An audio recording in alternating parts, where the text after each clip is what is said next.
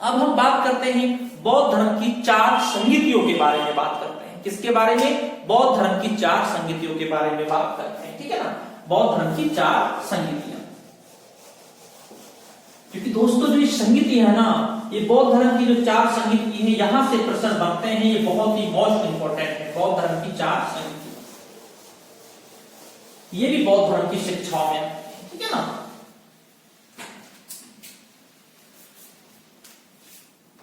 बौद्ध धर्म की 4 संगीति। सबसे पहली बात तो दोस्तों ये है, हर जो कोई भी चीज है, जो ये संगीति है, इसे समझना आपको सबसे पहले। तो ये संगीति क्या चीज है? ये 4 तो समझ में आ रहा है 4, लेकिन ये संगीति क्या है, इसको समझना है। ये संगीति का अर्थ होता है सम्मेलन। क्या होता है? सम्मेलन। भाई यूनिवर्सिटी में अपन पढ़ते हैं, सेमिनार होते हैं ना भाई, किसी टॉपिक पर सेमिनार होते हैं, कोई भी टॉपिक ले लेते हैं, उस पर सेमिनार होते हैं। उसी तरीके से दोस्तों ये 4 संगीति, 4 सेमिनार हुए हैं बौद्ध धर्म के, सम्मेलन हुए हैं 4, जिन्हें कहा जाता है संगीति। 4 संगीति कहा जाता है। आया समझ में भाई? ठीक है ना। अब हम बात करते हैं नंबर प्रथम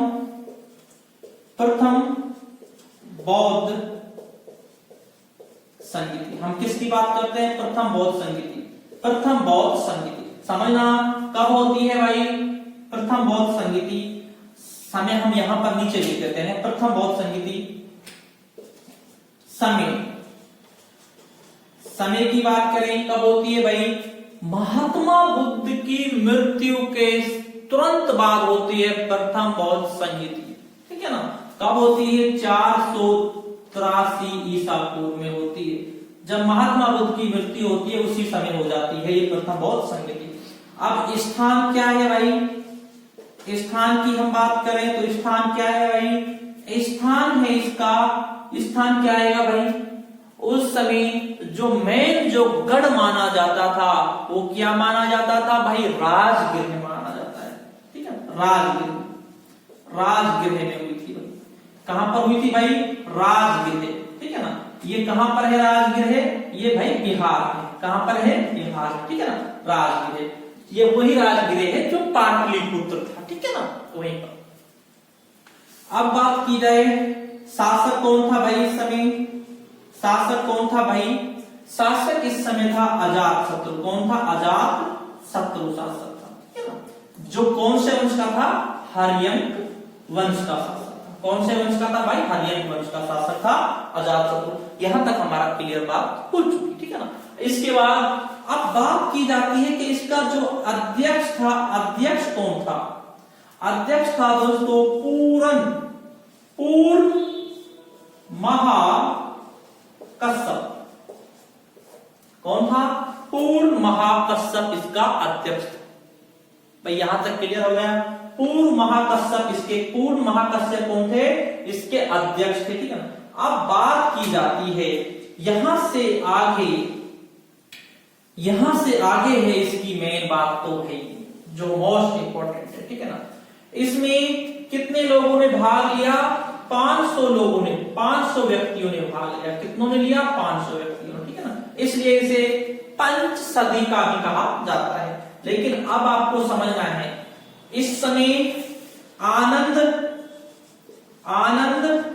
और उपाली भी ने भी इसमें भाग लिए थे। किसने? आनंद और उपाली ने। किसने भाग लिया था? आनंद और उपाली ने भाग लिया था। अब समझना, इस समय 2 पिटक की रचना की गई। 2 पिटक की रचना की गई थी इस समय। कितने पिटक की? 2 पिटक की। क्योंकि आपको पता है बौद्ध धर्म में 3 पिटक होते हैं। 3 पिटक होते हैं। कितने पिटक होते हैं? 3। ये जो पिटक है ना, इसको भी आप समझ लें, इसको भी समझ लें आप। पिटक भी क्या चीज है? कोई गलत चीज तो है नहीं, बिल्कुल अच्छी चीज है। पिटक का अर्थ होता है एक गठरी होता है। एक गठरी होता है पिटक का अर्थ, ठीक है ना। एक गठरी, एक किसी चीज को, जैसे किताबों की गठरी या किसी चीज को बांधना, गठरी, ठीक है ना, पिटक। ये 2 पिटक पिटक की रचना इस समय की जाती है? नंबर एक कौन सा पिटक है? नंबर एक कौन सा पिटक है भाई जिसकी रचना की जाती है? नंबर एक है शुद्ध पिटक। शुद्ध पिटक रचना किसने की भाई? शुद्ध पिटक की आनंद ने रचना की। किसने रचना की? आनंद। बौद्ध धर्म के क्या दे रखा है भाई? मेन चीज क्या है इसके अंदर? बौद्ध धर्म के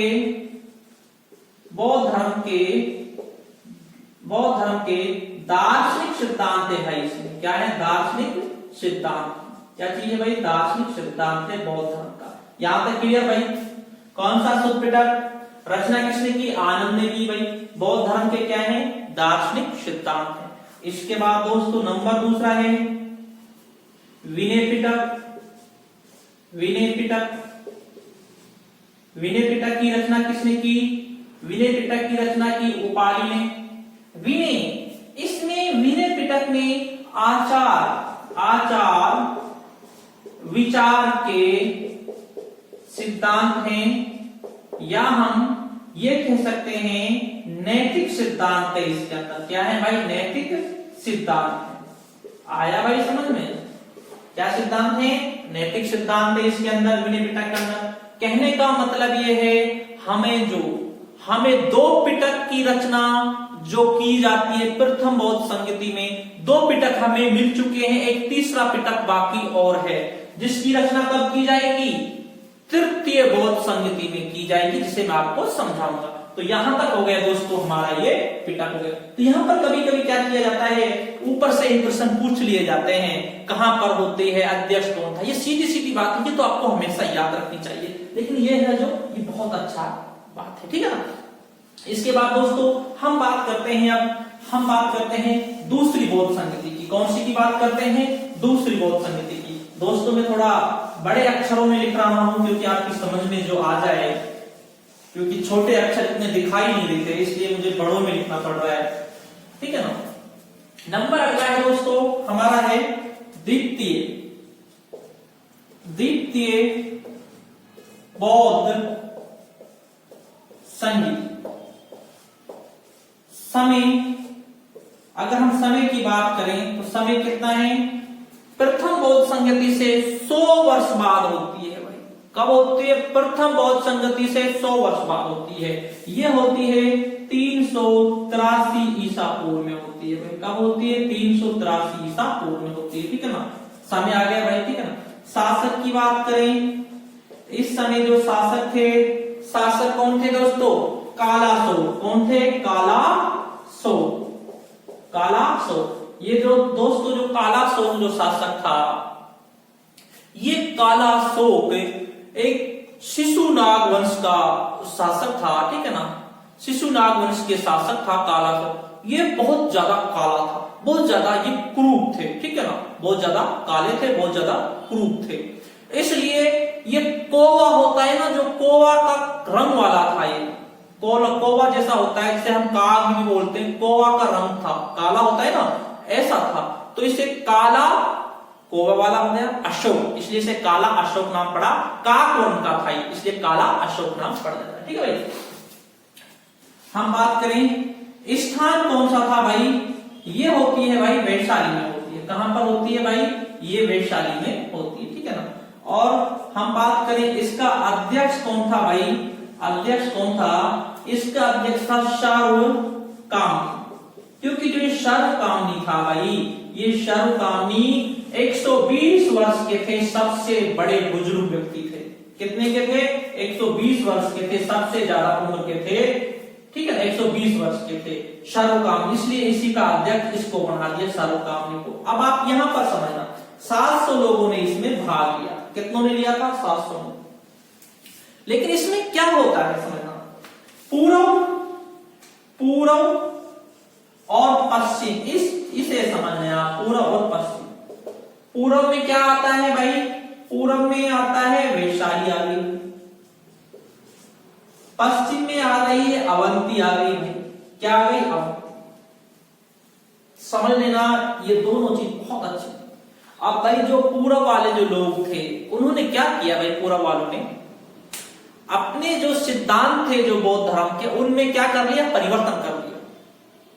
बौद्ध धर्म के सिद्धांतों में परिवर्तन कर लिया, ठीक है ना भाई। उन्होंने खाना खाने के बाद छाछ भी पीना चालू कर दिया, दोपहर में भोजन ग्रहण करना भी चालू कर दिया।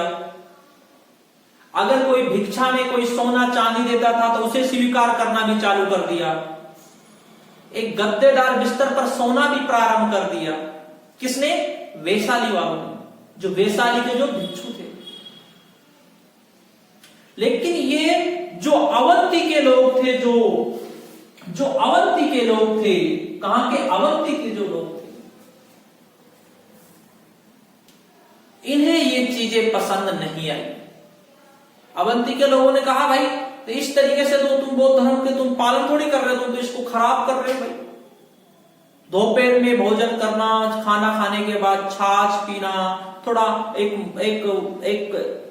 थोड़ा नशीला पदार्थ का पर भी रोक लगाई थी, ठीक है ना। तो अवंती वालों को ये पसंद नहीं आया, तो अवंती वालों ने एक संघ बनाया। इन सिद्धांतों की वजह से की गई थी दूसरी बौद्ध संगति। एक बात याद रखना, जो संगतियों के आयोजन किए जाएंगे ना, कोई सेमिनार का, सम्मेलन का जो आयोजन किया जाता है भाई, किसी कारण से तो किया जाता है। ऐसा थोड़ी है कि भाई जब मन में आया जब कोई सेमिनार बुला लो भाई, ऐसा थोड़ी होता है, ठीक है ना। तो अब अवंती वालों ने सब क्या किया, एक संघ बनाकर गए वैशाली, भाई ऐसा नहीं करना चाहिए। और अवंती का जो मेन जो इनका मुखिया था, महाकश्यप था। कौन था? महाकश्यप इनका नेता था। और वैशाली वाला कौन था? महाकच्चायन, ठीक है ना, ये था वैशाली वाला। अब साहब इनमें हुआ साहब भाई, इन्होंने बोला भाई, महाकश्यप ने बोला भाई इस तरीके से सिद्धांत नहीं चलेंगे भाई, ये हम नहीं मानेंगे कि आप इस तरीके से जो बौद्ध धर्म के जो सिद्धांत है उन्हीं को आप बदल रहे हैं भाई। वैशाली वाले भी टिके रहे, वैशाली वालों ने बोला भाई हम भी भाई बदलने वाले नहीं है। कहने का मतलब ये है, जो ये पूर्व के थे, इन्होंने समय के अनुसार अपने आप में क्या कर लिया, परिवर्तन कर लिया। इन्हें वैशाली वालों को महासांघिक कहा गया। क्या कहा गया? महासांघिक कहा गया, ठीक है ना। और जो अवंती वाले थे, इन्होंने समय के अनुसार अपना आप में कोई परिवर्तन नहीं किया, इसे स्थविर कहा गया। जैसे थे वैसे ही रहे। और महासांघिक वैशाली वालों ने समय के अनुसार परिवर्तन कर लिया। लेकिन जो इन्होंने वैशाली वालों ने जिन सिद्धांतों पर रोक लगानी चाहिए थी, उन पर रोक लगा दी साहब। इन्होंने यहाँ पर रोक लगा दी थी भाई, दिन में भोजन खाने के बाद छाछ पीना, इन पर सब पर रोक लगा दी। लेकिन फिर रोक लगाने के बावजूद, रोक कहां पर लगाई जाती है? दूसरी बौद्ध संगति में। लेकिन रोक लगाने के बावजूद भी ये बात बिल्कुल पसंद नहीं आई। किसको? ये बात बिल्कुल पसंद नहीं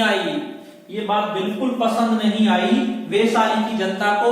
और उन्होंने, वैशाली के भिक्षुओं ने पुनः एक छोटी सी सभा बनाई और फिर मानना उन्हें चालू कर लिए। हम यहाँ पर ये कह सकते हैं ये परिवर्तनशील हैं। कौन? वैशाली के भिक्षु परिवर्तनशील हैं, जिन्होंने परिवर्तन अपना आप में कर लिया। लेकिन जो अवंती के भिक्षु हैं, इन्होंने अपना आप में बिल्कुल परिवर्तन नहीं किया। और इन्हीं से देखो, इनमें और भी कहानी जुड़ी हुई। इन्हीं से आगे चलकर महासांघिक से क्या बनता है? महायान बनता है। क्या बनता है? महायान संप्रदाय बनता है। स्थविर से क्या बनता है? स्थविर से एक हीनयान बनता है। क्या बनता है? हीनयान, जो चतुर्थ बौद्ध संगति में बनता है। यही आगे चलकर बनता है महायान और हीनयान। ये बात आप याद रखें, ठीक है ना। तो इस तरीके से दोस्तों ये थी द्वितीय बौद्ध संगति, जिसमें वैशाली और अवंती वाले आते हैं, ठीक है भाई। इसके बाद हम बात करेंगे तृतीय बौद्ध संगति की। किसकी बात करेंगे भाइयों? तृतीय बौद्ध संगति, जो एक बहुत ही महत्वपूर्ण टॉपिक है। तृतीय बौद्ध संगति, क्योंकि वो अशोक से जुड़ा हुआ है। किससे जुड़ा हुआ है? अशोक से जुड़ा हुआ है तृतीय बौद्ध संगति। इसके बाद आता है दोस्तों तृतीय बौद्ध संगति। कौन सा आ गया भाई? तृतीय बौद्ध संगति आ गया। इसमें क्या है भाई? अब सबसे पहले हम समय जाने। सबसे पहले समय कितना था भाई इसका? समय था भाई 251 ईसा पूर्व। ठीक भाई। शासक कौन है भाई? शासक का नाम क्या है भाई? शासक का नाम है भाई हो अशोक। शासक का नाम आ गया। ठीक है। इसके बाद दोस्तों स्थान कौन सा है? स्थान है पाटलिपुत्र। पाटलिपुत्र। ठीक है ना? पाटलिपुत्र हो गया। ठीक है, यहां तक हो गया। अध्यक्ष किसको बनाया जाता है भाई? अध्यक्ष किसको बनाया जाता है भाई? अध्यक्ष का पुत्र। प्रश्न एक बहुत बड़ा प्रश्न है क्योंकि ये बहुत लंबा नाम है। बहुत से पूछते हैं, बहुत से स्टूडेंट्स, ये 3 नाम थे, क्या नाम है भाई? एक ही नाम था। ठीक है, मोगलीपुत्र, मोगलीपुत्र तिस किसको बनाया गया? मोगलीपुत्र तिस को अध्यक्ष बनाया गया। ठीक है, तृतीय बहुत संगति। आप समझना, पहली बात तो दोस्तों ये है मोस्ट इंपॉर्टेंट, तृतीय पिटक।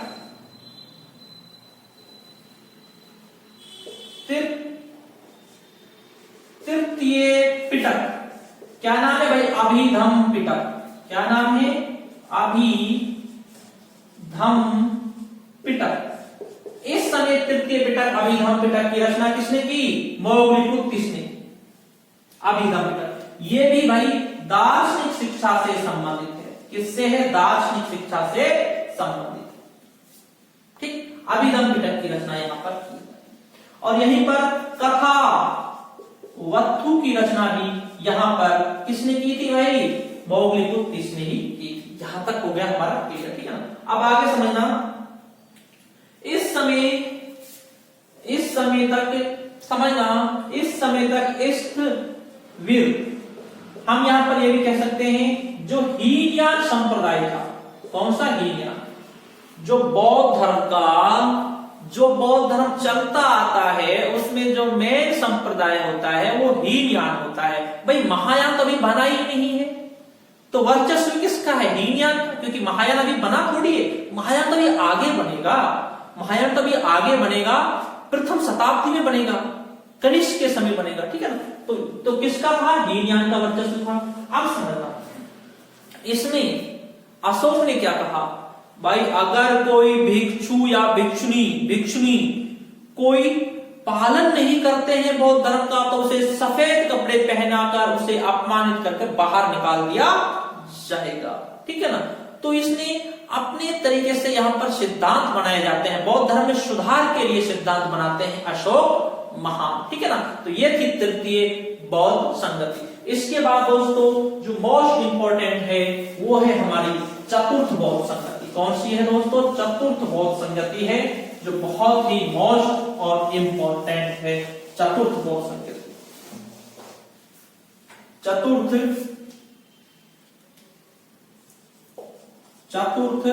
बौद्ध संगति, ये बहुत मोस्ट इंपॉर्टेंट है। चतुर्थ बौद्ध संगति समझना, चतुर्थ बौद्ध संगति बहुत मोस्ट इंपॉर्टेंट है।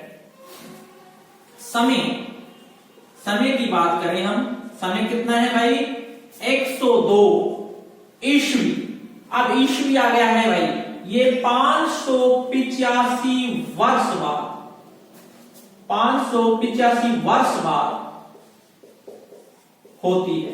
585 वर्ष बाद होती है महात्मा बुद्ध की मृत्यु के। महात्मा बुद्ध की मृत्यु के भाई, महात्मा बुद्ध की मृत्यु को कितने वर्ष बाद होती है? 585 वर्ष बाद होती है ये। ठीक है? शासक कौन है भाई? शासक कौन है? शासक है भाई कनिष्क है शासक। कौन? कनिष्क। कुषाण वंश के। कौन से वंश के? कुषाण वंश के शासक हैं कनिष्क। ठीक भाई। इसके बाद हम स्थान की बात करें भाई, स्थान कौन सी है? कुंडलवन जम्मू कश्मीर आ गया।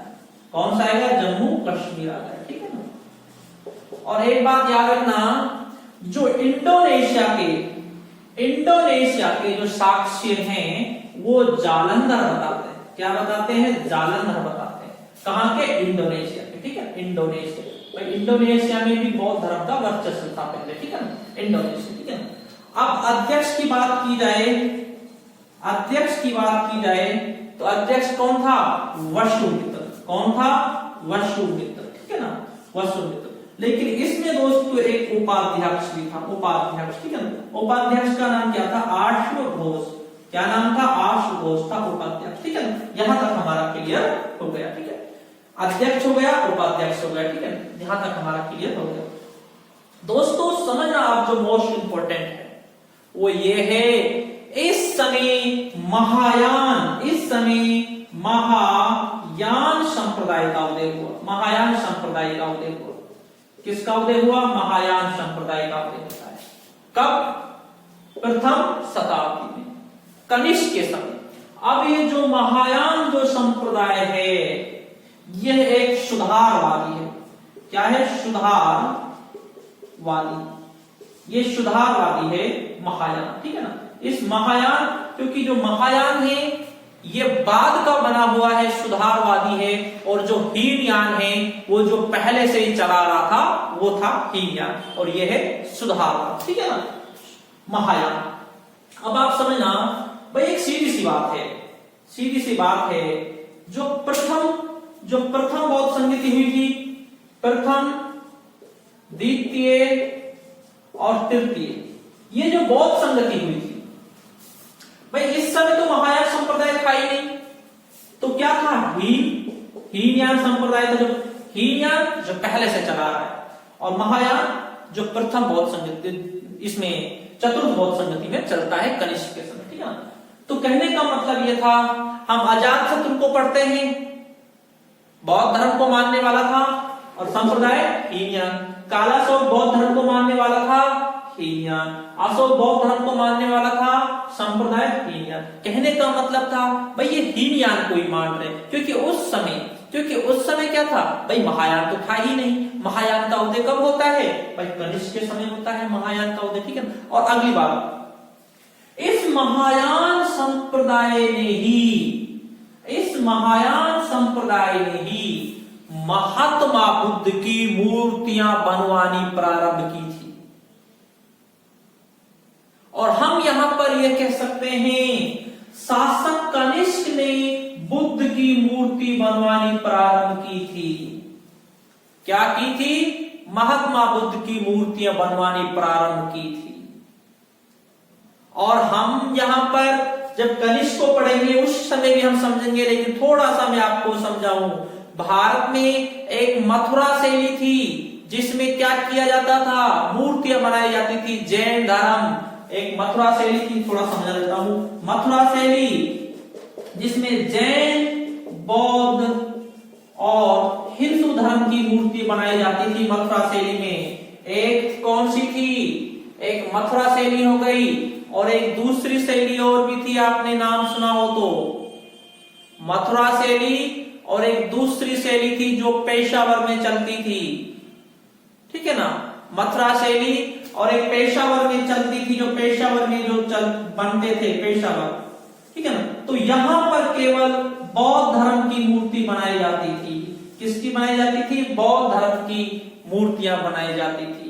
और दूसरी बात है, जो ये मथुरा शैली थी, इसमें हिंदू धर्म तरीके से एक नैतिक तरीके से दिखाया जाता था, ठीक है ना। और जो ये पेशावर वाली जो शैली थी, यहाँ पर क्या था दोस्तों? यहाँ पर एक आधुनिक तरीके से दिखाया जाता था, ठीक है ना। तो यहाँ पर हम कह सकते हैं, जो महात्मा बुद्ध की जो मूर्ति बनवानी प्रारंभ की थी, वो कनिष्क ने बनवानी प्रारंभ की थी, ठीक है ना। किसने? कनिष्क ने प्रारंभ की थी। और उस शैली का नाम था, जो पेशावर में थी, गांधार शैली थी। कौन सी शैली थी? गांधार शैली थी। कौन सी थी? गांधार। और जो गांधार शैली है जो पेशावर पाकिस्तान में थी, इसका जनक भी कौन था? कनिष्क था। और गांधार शैली में ही महात्मा बुद्ध की मूर्ति बनाई गई थी। लेकिन अब एक नोट डाल के लिखना, नोट डालना, जो ये मथुरा शैली है, महात्मा बुद्ध की प्रथम मूर्ति किसमें बनी थी? मथुरा शैली। कौन सी शैली में? मथुरा शैली में। ये एक बहुत अच्छा क्वेश्चन। किसमें बनी थी? मथुरा शैली में। वासुदेव शरण अग्रवाल के अनुसार, वासुदेव शरण अग्रवाल के अनुसार सबसे पहले जो मूर्ति बनी थी वो मथुरा शैली में बनी थी महात्मा बुद्ध की। ये प्रश्न काफी बार पूछा जाता है। जो वासुदेव शरण अग्रवाल एक मूर्ति कला से संबंधित एक इतिहासकार है, ठीक है ना। उन्होंने ये कहा है किसकी, सबसे पहले मथुरा शैली में मूर्ति बनी थी महात्मा बुद्ध की, ठीक है ना। ये बात याद रखना। तो दोस्तों इसी समय जो ये महायान संप्रदाय है इसका उदय होता है इसी समय। मैं आपको थोड़ा समझा देता हूं हीनयान और महायान के बारे में। हीनयान और महायान, हीनयान और महायान ये क्या है, इनका किस तरीके से इनका विभाजन किया गया है। हीनयान और महायान, हीनयान महायान, महायान प्राचीन बौद्ध धर्म, बौद्ध धर्म जो प्राचीन बौद्ध धर्म है वो है ये हीनयान, ठीक है ना। और इसमें क्या है, सुधारवादी, सुधारवादी बौद्ध धर्म, ये क्या है, सुधारवादी बौद्ध धर्म, ठीक है। अगली बात है ये दोस्तों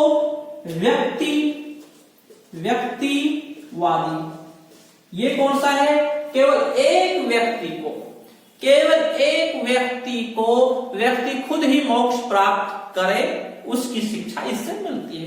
और ये कौन सा है, मानवतावादी अर्थात संपूर्ण मानव के लिए, ठीक है ना। अगला कौन सा है दोस्तों, अगला है इसमें महात्मा बुद्ध को एक महापुरुष माना गया है। महापुरुष क्या माना गया है, महापुरुष, एक भाई महापुरुष था, महान पुरुष था, लेकिन यहां पर किससे तुलना कर दी जाती है, भगवान से तुलना कर दी जाती है। किससे तुलना कर दी जाती है, भगवान से तुलना कर दी जाती है, ठीक है ना। इसमें क्या है, महात्मा बुद्ध की